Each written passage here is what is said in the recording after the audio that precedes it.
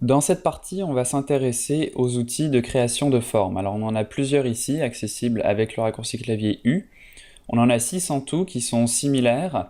Leurs options vont vraiment se ressembler, c'est juste leur comportement par défaut de base qui est légèrement différent. Donc par exemple, l'outil rectangle va nous faire un rectangle, l'outil rectangle arrondi va nous faire un rectangle avec des bords légèrement arrondis. Donc en fonction de l'utilisation qu'on veut, il faut choisir le bon outil au début, mais vous allez voir qu'après dans les options, c'est vraiment similaire.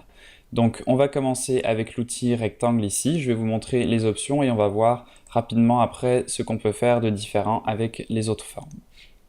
Alors la première option qu'on a ici, c'est le type de calque qu'on va créer. Donc si je clique sur forme ici, je vais créer un calque de forme, donc c'est-à-dire un calque fait avec des vecteurs et non des pixels.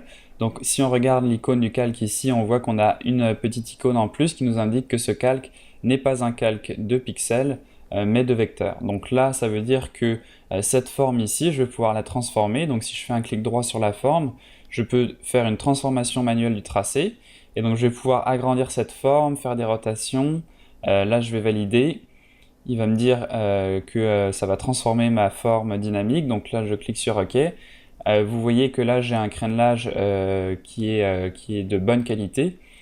Et si je refais une transformation, donc si je fais clic droit transformation manuelle, que je rétrécis cette forme, je valide et que je décide de la ragrandir à nouveau après, donc un peu comme on a vu dans la partie sur les outils de texte, vous voyez que j'ai toujours un crénelage qui est parfait, donc ce qui ne sera pas le cas si je fais une forme en pixels. Donc là je vais changer mon option ici de forme à pixels, je vais tracer une forme, et donc là, vous allez voir que c'est des pixels. Donc déjà, ça ne me crée pas de nouveau calque. Donc je vais créer un nouveau calque pour créer mon rectangle dessus. Donc je crée mon rectangle ici qui est fait de pixels. Et cette fois-ci, si je le transforme, donc en appuyant sur CTRL-T pour afficher les poignées. Donc si je fais une rotation, que je réduis mon rectangle, je valide et que cette fois je l'agrandis, vous voyez ici que à force de faire cette opération, je vais commencer à avoir un résultat moins intéressant puisqu'on va commencer à flouter les bords. Donc là on voit précisément ici que le crénelage est assez intense. Donc ça c'est parce que je fais des opérations successives les unes sur les autres. Donc ça modifie mes pixels puisqu'il fait une interpolation à chaque fois. Et donc vous voyez que plus je fais cette opération, plus on a vraiment un contour qui est un peu flou. Et donc c'est quelque chose qu'on n'a pas avec l'option ici de forme, donc puisqu'on a des vecteurs.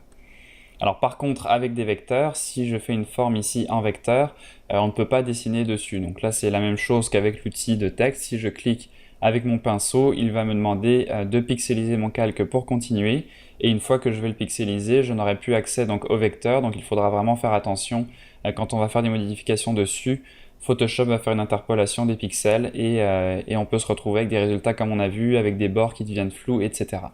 Donc voilà pour cette première option ici qui est très importante. Faites attention quand vous créez une forme à bien sélectionner ce que vous voulez. On a une option ici qui nous permet également de faire un tracé. Donc ça c'est quelque chose que l'on verra plus en détail avec l'outil plume. Donc là je vais sélectionner également une couleur de fond. Donc pour l'instant c'est du noir. Si je clique dessus pour changer la couleur, vous voyez que automatiquement ma couleur va changer. Et j'ai également l'option d'ajouter un contour. Donc un contour ici qui pour l'instant est inexistant. Je peux choisir une couleur pleine. Donc là par exemple je vais mettre du orange sur mon contour. Et je peux choisir ici la taille du contour. Donc là je vais l'augmenter. Et vous voyez qu'on a un contour de 200 pixels de la couleur qu'on a choisie qui se crée autour de notre forme. On peut également ici choisir un dégradé, donc là avoir un contour en dégradé qu'on peut changer comme on l'a vu quand on a étudié l'outil de dégradé dans une autre partie. Donc voilà pour les contours et ici on a la possibilité de changer la forme du contour. Donc là pour l'instant on a une ligne continue, on peut mettre une ligne en pointillé, donc là je vais réduire un petit peu la taille pour que ce soit plus visible. Et donc là, vous voyez qu'on a un contour qui se fait en pointillé. Donc ça, comme je vous disais, ça peut être pratique pour, par exemple, du web design, pour faire un mock-up d'un site web. On peut utiliser ces formes avec une couleur de fond, un contour, etc. Donc ça nous permet d'avoir des similarités avec Illustrator à l'intérieur de Photoshop, puisqu'on garde ici le côté vectoriel de nos formes. Donc maintenant, je vais rapidement passer sur les autres outils. Donc là, vous voyez qu'on a d'autres options, donc qui sont très similaires, comme je vous disais. Donc par exemple, l'outil rectangle arrondi, qui va être la même chose que le rectangle, sauf que ici, on peut spécifier un rayon, donc qui par défaut ici est à 5. Donc si je l'augmente, par exemple, à 120 pixels, vous allez voir qu'on va avoir un rayon beaucoup plus important la prochaine fois qu'on va dessiner notre forme. Donc là, vous voyez qu'on a presque un cercle, en fait, ça ressemble plus à une pilule ou quelque chose du genre. Donc je vais réduire un peu le rayon pour vous montrer ce que ça donne avec différents paramètres ici. Et donc vous voyez que ça nous permet par exemple pour du web design de faire des boutons sur lesquels on va appuyer. On a d'autres options ici, donc comme l'outil ellipse qui va nous permettre de faire un cercle. Comme pour les sélections, on peut appuyer sur Shift pour faire un cercle parfait plutôt qu'une ellipse, et sur Alt pour créer le cercle à partir du centre. Donc ça, c'est des options qu'on a vues dans les outils de sélection. Même chose, je peux appuyer sur la barre d'espace et maintenir la barre d'espace pour bouger ma forme au fur et à mesure que je les dessine. Et pour terminer ici, on a deux outils qui sont légèrement différents. Donc l'outil trait qui va me permettre, donc, comme son nom l'indique, de faire un trait, donc une ligne droite, de l'épaisseur spécifiée ici. Et un autre outil encore plus intéressant, c'est l'outil de forme, donc qui contient ici des formes prédéfinies. Donc ça, c'est des formes par défaut. Je peux cliquer sur la petite icône ici pour ajouter plus de formes. Donc je peux lui dire par exemple de me montrer toutes les formes disponibles. Donc là, il va me prévenir qu'il va remplacer toutes les formes. Donc là, voilà toutes les formes qu'on a de disponibles dans Photoshop, et donc ça nous permet par exemple de faire des logos. Donc là, on a par exemple un avion ici, et donc si je dessine, vous voyez que je peux créer mon avion.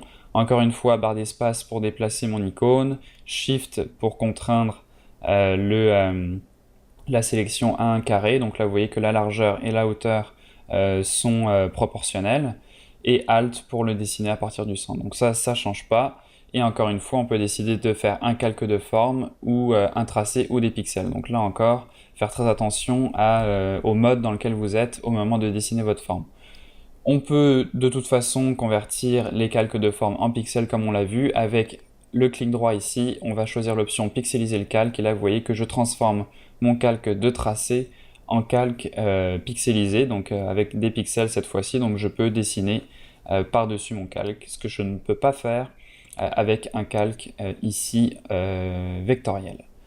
Donc voilà pour ces outils ici, des outils qui sont quand même assez intéressants, mais plus pour certains domaines. Je dois dire qu'en matte painting par exemple, je m'en sers rarement. Par contre, si j'avais à faire du web design, eh bien c'est quelque chose que j'utiliserais beaucoup plus souvent. Donc voilà pour ces outils de forme, les 5 ou 6 en fait, 6 outils de forme de Photoshop.